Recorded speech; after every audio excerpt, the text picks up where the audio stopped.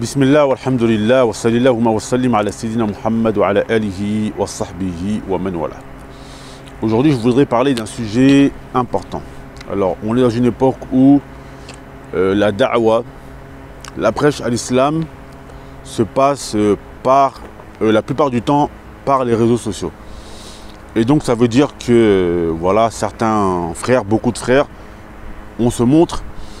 Donc, il y a un sujet dès lors qui devient important, c'est est-ce que la femme a le droit de regarder ou de regarder un homme étranger. Alors je voudrais ici aujourd'hui parler de ce sujet et répondre à cette question.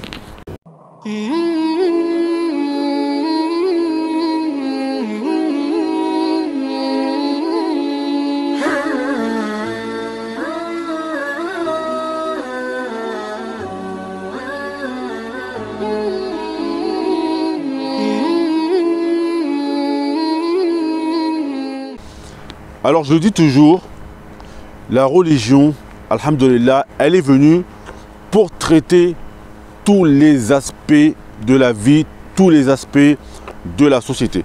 Donc ce sujet que l'on va traiter aujourd'hui, alhamdulillah, Allah Azza wa Jalla nous a facilité qu'il y ait avant nous des ulama qui nous ont, voilà, qui ont fait tout le travail, et nous n'avons plus aujourd'hui qu'à transmettre les paroles de ces savants. Alors, quel est le jugement quant au fait que la femme regarde un homme étranger? Déjà, le fait que la femme regarde voilà, un homme qui fait partie des gens de sa famille, de ses maharim, c'est-à-dire les hommes avec qui elle n'a pas le droit de se marier, cela, il ne fait aucun doute que c'est autorisé. Mais les savants ont divergé quant à l'homme étranger. Alors il y a une chose sur laquelle les savants sont unanimes, c'est que la femme n'a pas le droit de regarder un homme étranger avec désir. Il n'est pas autorisé que la femme qui voit par exemple la vidéo d'un homme ou qui est dans la rue et qui voit un homme étranger qui lui plaît, qu'elle le regarde avec désir. Cela est interdit, d'accord? Il y a un consensus des savants sur cela. Ensuite, les savants ont divergé quant au fait que la femme regarde un homme étranger, mais cela sans désir. Alors, ils ont divergé en deux paroles. La première des paroles, c'est que certains savants voient que cela est autorisé.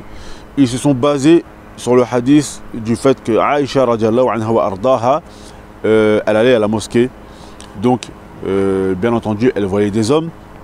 Et que aussi, un jour, Aïcha radiallahu anha, elle regardait les jeunes d'Abyssinie qui étaient dans la mosquée, qui étaient en train de jouer.